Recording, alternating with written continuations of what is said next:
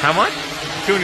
So this drone has a spinning, I guess, laser scanner on the front, which you'll see we're actually indoors. So normally drones can't fly indoors because it needs GPS, but because it's got laser scanner on the front, it can scan the environment, it knows where obstacles are, and without having to control it, you can just send it forward, and it knows that there's stuff in the way and will avoid anything. So we're not even controlling this right now. It's very ominous. But this is great for like mining applications. So you can send it down a mine shaft without having to know what it looks like down there. And it'll just map itself. You don't need to be a drone pilot. You just need to know how to use an iPad. So away it goes, and it's just scanning.